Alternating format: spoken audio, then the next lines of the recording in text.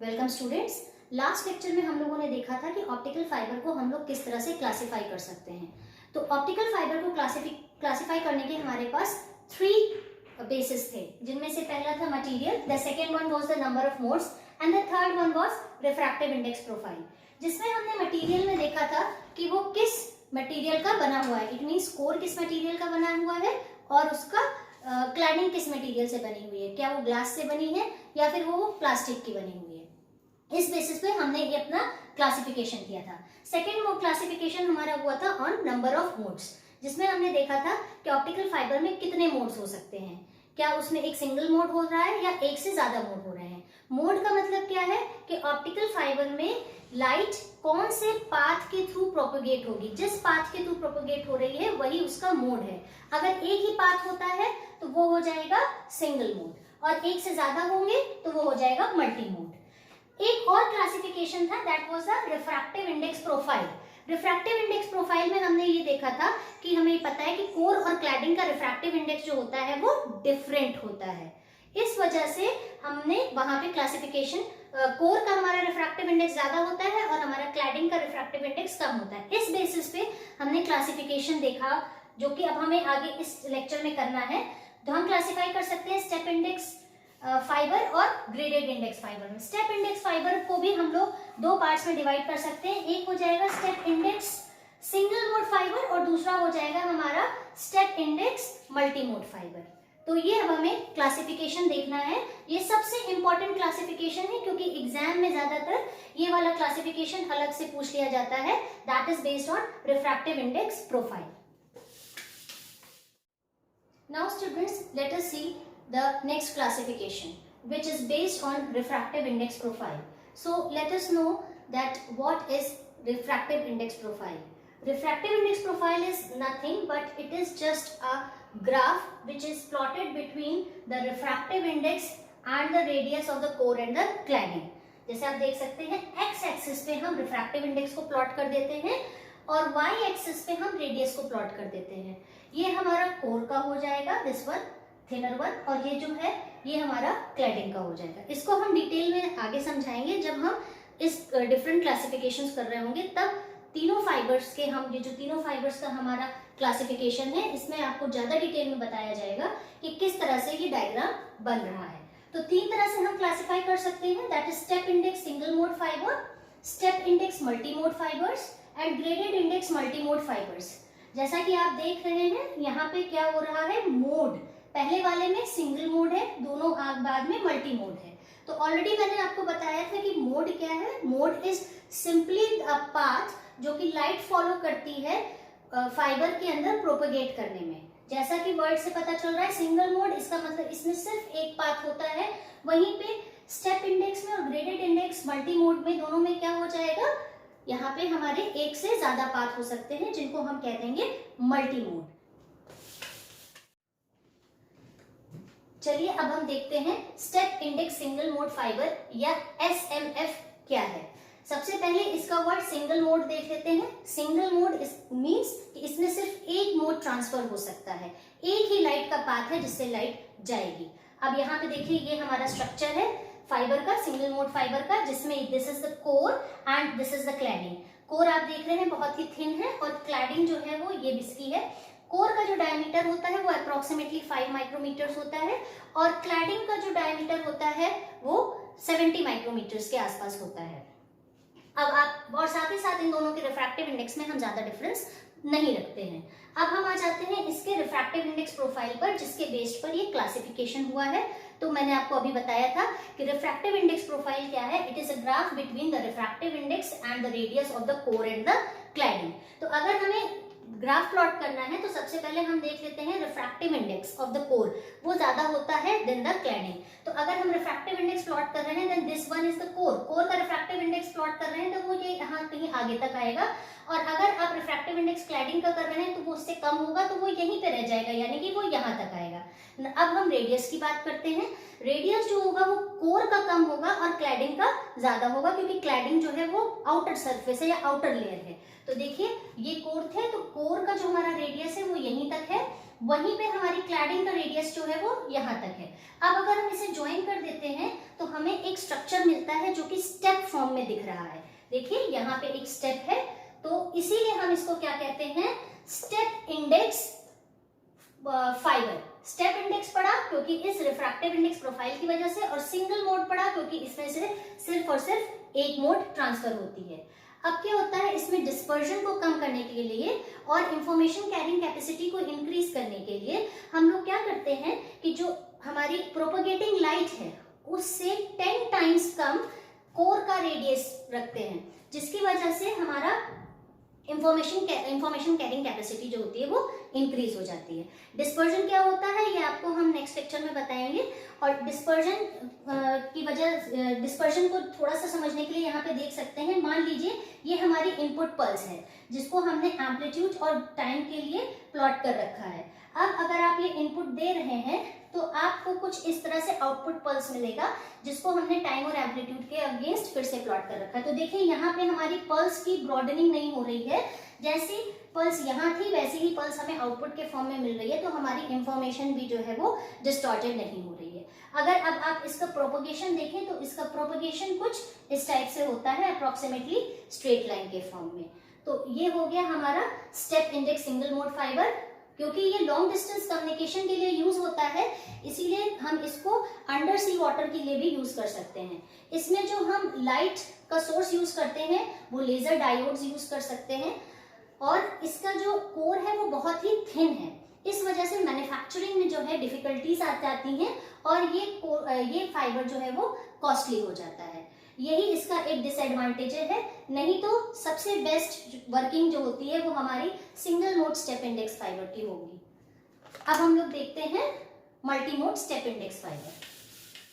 Now let us see the next type of fiber which is step index multi mode fiber, जिसको हम MMF भी कह सकते हैं। तो यहाँ पे जैसा कि हमें नाम से ही पता चल रहा है multi mode. Multi mode means कि एक साथ कई सारे मोड्स हो सकते हैं फाइबर में, या फिर लाइट जो है वो एक साथ कई सारे पाथ्स फॉलो कर सकती है। अब यहाँ पे अगर हम इसके स्ट्रक्चर को देखें तो ये देखिए ये इसका स्ट्रक्चर है। यहाँ पे हम देख रहे हैं कि सिंगल मोड के कंपैरिजन में इसके कोर का जो डायमीटर है वो अब की ज्यादा बड़ा हो गया है, and this is the cladding.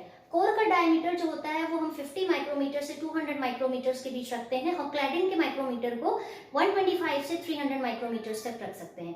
अब हम देखते हैं इसका रिफ्रैक्टिव इंडेक्स प्रोफाइल, जो कि होता है it is a plot between refractive index and the radius. अब हम यहाँ पे देख सकते हैं कि हमारा जो रेडियस है पिछली बार से अब की वैल्यू ज्यादा हो जाएगी सिंगल मोड्स के कंपैरिजन में।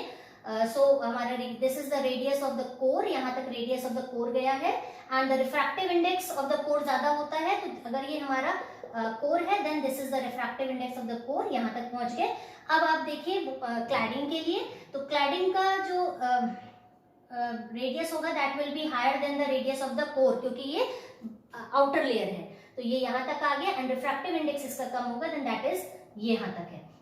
अब आप इसे ज्वाइन करेंगे तो फिर आप कुछ इस तरह से शेप पाएंगे, तो ये भी एक स्टेप के फॉर्म में होगा। यहाँ पे जो रिफ्रैक्टिव इंडेक्स का डिफरेंस होता है वो सिंगल मोड से ज्यादा होता है।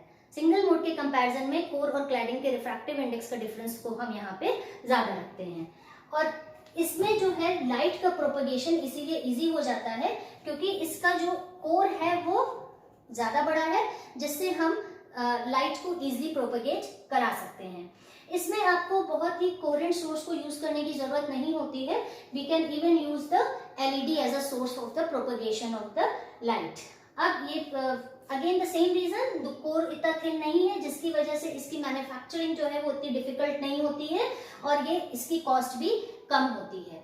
पर साथ ही साथ यहाँ पे हमारा एट्यूनेशन बहुत हो जाता है सिग्नल का, या फिर डिस्पर्जन हो जाता है। जैसे कि आप देख सकते हैं कि ये हमने एक इनपुट पल्स दिखाई है। अगर मान लीजिए ये आप इनपुट पल्स दे रहे हैं अपने ऑप्टिकल फाइबर में, तो हमें कुछ इस तरह से एट्यूनेटेड आउटपुट पल्स मिलेगी। एट्यूनेटेड मीन्स कि हमारा लॉस हो जाएगा। ये होता क्यों है, जैसे कि मान लीजिए ये हमारा एक मल्टी मोड ऑप्टिकल फाइबर का कोर है, तो अब यहाँ पे आप देख सकते हैं कि एक मान लीजिए लाइट सिग्नल ऐसे जा रहा है, ठीक है, दूसरा लाइट सिग्नल ऐसे ट्रेवल कर रहा है, the third one is traveling like this। तो अब आप देखिए कि वेलोसिटी तो सारे के सारे लाइट सिग्नल्स की क्या होगी, सेम होगी, पर कोई छोटा पाथ ट्रेवल कर रहा है, कोई बड़ा पाथ ट्रेवल कर रहा है, इसलिए वो टाइम डिफरेंट लेंगे और आउटपुट एंड पर एक साथ नहीं पहुंचेंगे, जिसकी वजह से हमारा यहाँ पे डिस्टॉर्शन हो जाएगा और यहाँ पे डिस्पर्जन क्रिएट होगा। और अगर हम अब इसको देखें कि इसका पल्स का प्रोपगेशन कैसे होता है, तो ये देखिए कुछ जिगजैग फॉर्म में होता है। ये हमारी एक रे है, ये हमारी दूसरी रे हो गई है। साथ ही साथ ये लॉन्ग डिस्टेंस के लिए सूटेबल नहीं है, जैसे कि हमारा सिंगल मोड था। This is suitable for short distance only, जो कि 200 मीटर से कम होते हैं। अब चलिए हम देखते हैं ग्रेडेड इंडेक्स फाइबर। चलिए स्टूडेंट्स, अब हम लोग नेक्स्ट टाइप का अपना ऑप्टिकल फाइबर देखते हैं, जो कि है ग्रेडेड इंडेक्स मल्टीमोड फाइबर। यहाँ पे जैसा वर्ड विल दिख रहा है मल्टीमोड, मल्टीमोड्स मीन इस तरह के ऑप्टिकल फाइबर में एक साथ कई सारे मोड्स ट्रेवल कर सकते हैं, यानी कि लाइट कई सारे पाथ ले सकती है। अब यहाँ पे देखिए, this is the structure of the graded index multimode fibre, जिसमें ये कोर दिखाया हुआ है और ये हमारी क्लैडिंग है। अब यहाँ का जो कोर है वो आपको स्टेप इंडेक्स मल्टीमोड फाइबर से थोड़ा सा डिफरेंट दिख रहा होगा। स्टेप इंडेक्स में हम क्या करते थे कि कोर के रिफ्रैक्टिव इंडेक्स को कांस्टेंट रखते थे, पर यहाँ पे ऐसा नहीं है। यहाँ पे कोर का जो रिफ्रैक्टिव इंडेक्स है वो कांस्टेंट नहीं होता है, बल्कि वो धीरे धीरे डिक्रीज होता जाता है। सेंटर पे सबसे ज्यादा होता है और उसके बाद धीरे धीरे डिक्रीज होता जाता है। वहां तक डिक्रीज होता है जब तक वो क्लैडिंग से मिल नहीं जाता है या फिर कोर क्लैडिंग इंटरफेस नहीं आ जाती है। पैराबोलिक फॉर्म में कम होता जाता है। तो आप ये देख सकते हैं कि ये थोड़ा सा दिखाने की कोशिश की गई है कि धीरे धीरे रिड्यूस हो रहा है। अगर इसका हम रिफ्रैक्टिव इंडेक्स प्रोफाइल देखें तो ये देखिए, ये हमारा हो जाएगा, ये हमने रिफ्रैक्टिव इंडेक्स प्रोफाइल बनाया है। हमने एक्स एक्सिस पे लिया है रिफ्रैक्टिव इंडेक्स और वाई एक्सिस पे लिया है रेडियस। तो इधर देखिए, if this is the core, तो कोर का रिफ्रैक्टिव इंडेक्स देखिए धीरे धीरे धीरे कम हो रहा है इन अ पैराबोलिक फॉर्म। और कहां तक कम हो रहा है, जब तक वो क्लैडिंग के रिफ्रैक्टिव इंडेक्स से मैच नहीं कर जाता है। इसीलिए यहाँ पे हम स्टेप इंडेक्स वर्ड को यूज नहीं करते हैं, क्योंकि यहाँ पे रिफ्रैक्टिव इंडेक्स प्रोफाइल में स्टेप नहीं बन रहा है और इसको हम कहते हैं ग्रेडेड इंडेक्स मल्टीमोड फाइबर। इसमें जो कोर का जो डायमीटर होता है वो धीरे धीरे रिड्यूस होता जाता है, जैसे कि 50, फिर 62, फिर सीधे हम ले लेते हैं 85, इस तरह से रिड्यूस होता जाता है और जाके क्लैडिंग से मैच कर जाता है। क्लैडिंग का डायमीटर जो होता है वो अप्रोक्सीमेटली 125 माइक्रोमीटर्स तक लेते हैं। ये मॉडरेट डिस्टेंस के लिए सूटेबल होता है। इसकी जो क्वालिटी है, इसमें जो हमें सिग्नल है वो मल्टीमोड स्टेप इंडेक्स फाइबर से तो बेटर हो जाते हैं, पर अभी भी single mode step index fibre के बराबर इसकी क्वालिटी नहीं पहुंच पाती है। तो this is good for moderate distance. ऐसा क्यों है, क्योंकि इसमें डिस्टॉर्शन लेस होता है in comparison to multimode fibres, multimode step index fibres. Distortion less क्यों होता है, जैसे कि देखिए ये हमारी इनपुट पल्स है, जो हमने इनपुट पल्स दी है, तो हमारी जो आउटपुट पल्स होगी वो हमें कुछ इस फॉर्म में मिलती है। इट मींस कि इसका डिस्टॉर्शन जो है वो मल्टीमोड के कंपैरिजन में कम है। तो ये ऐसा क्यों होता है, इसके लिए देखिए, समझ लीजिए ये मैंने एक ग्रेडेड इंडेक्स फाइबर का कोर बनाया है। यहाँ पे सिर्फ आपने कोर का स्ट्रक्चर बनाया है, जो डिफरेंट डिफरेंट कलर्स है। ये मानिए कि इसके बाद इसका रिफ्रैक्टिव इंडेक्स रिड्यूस हो रहा है। सबसे ज्यादा रिफ्रैक्टिव इंडेक्स सेंटर के पास है, दिस इज द एक्सिस, और इसका रिफ्रैक्टिव इंडेक्स कुछ है। इसके बाद रेड और ब्लू के कलर के बीच में रिफ्रैक्टिव इंडेक्स रिड्यूस हुआ है, और उसके बाद ब्लू और ब्लैक कलर के बीच में रिफ्रैक्टिव इंडेक्स और रिड्यूस हुआ है। अब मान लीजिए लाइट प्रोपगेट हो रही है इस तरह से, दूसरी लाइट प्रोपगेट हो रही है यहाँ पे इस तरह से एक्सिस तक। तो अब देखिए यहाँ पे ये जो लाइट प्रोपगेट होगी, यहाँ इसकी वेलोसिटी कम होगी, क्योंकि रिफ्रैक्टिव इंडेक्स सेंटर में सबसे ज्यादा है। वेलोसिटी कम होगी तो ये डिस्टेंस तो कम ट्रेवल कर रही है, सेंटर से यहाँ तक तो कम जा रही है, पर साथ ही साथ इसकी वेलोसिटी क्या है, कम है। वहीं पे ये वाली जो है वो डिस्टेंस तो ज्यादा ट्रेवल कर रही है, पर यहाँ पे क्या हो जा रहा है, इसकी वेलोसिटी ज्यादा हो जाएगी इन कंपैरिजन टू हेयर, क्योंकि यहाँ पे रिफ्रैक्टिव इंडेक्स कम हो गया है। यही चीज अगर आपकी और आगे गई तो यहाँ पे रिफ्रैक्टिव इंडेक्स और कम हो जाएगा, तो उससे वेलोसिटी और कम हो जाएगी। तो यहाँ पे अगर डिस्टेंस इंक्रीज हो रहा है तो फिर वेलोसिटी भी इंक्रीज हो जा रही है, और अगर रे को डिस्टेंस कम ट्रेवल करना पड़ रहा है तो उसकी वेलोसिटी भी कम हो जा रही है, जिसकी वजह से हमें जब आउटपुट एंड पे पल्सेस मिलती हैं तो वो करीबन एक टाइम पे मिल जाती हैं, जिसकी वजह से हम ये कह सकते हैं कि डिस्टॉर्शन जो है वो लिटिल बिट लेस होता है। इसमें लाइट जो है हेलिकल पाथ में मूव करती है। अगर आप इसका प्रोपेगेशन देखें, पल्स का प्रोपेगेशन, तो ये हेलिकल शेप में होता है। हेलिकल शेप में क्यों होता है? क्योंकि जैसे रे जो है सेंटर से या एक्सिस से मूव करती है आगे, तो ये मूव करती है from the denser to rarer part. तो denser to rarer part move करने पे ये क्या करेगी? एक्सिस की तरफ बेंड कर जाएगी या फिर नॉर्मल से अवे जाएगी, जिसकी वजह से ये हेलिकल पाथ में मूव करती है, जो कि मैंने आपको पुराने लेक्चर में बताया था कि हेलिकल पाथ में मूव करने वाली रेस को हम लोग स्क्यू रेस कहते हैं। साथ ही साथ इसका न्यूमेरिकल अपर्चर जो होता है वो हम लेस लेते हैं than multi mode step index fibres से। तो ये था हमारा क्लासिफिकेशन ऑफ द फाइबर्स, जिसमें हमारे डायग्राम्स बहुत इंपॉर्टेंट हैं। एग्जामिनर्स जो है वो डायग्राम्स देखते हैं, और अगर डायग्राम्स ऐसे बने हैं जिससे आपको एग्जामिनर को लगे कि आपको चीजें आती हैं, तो उसमें आपको मार्क्स ज्यादा मिलते हैं। तो इसलिए आप इन डायग्राम्स को एक बार जरूर बना के प्रैक्टिस करिएगा। और इसके बाद हम लोग नेक्स्ट लेक्चर में देखेंगे attenuation and dispersion. Thank you.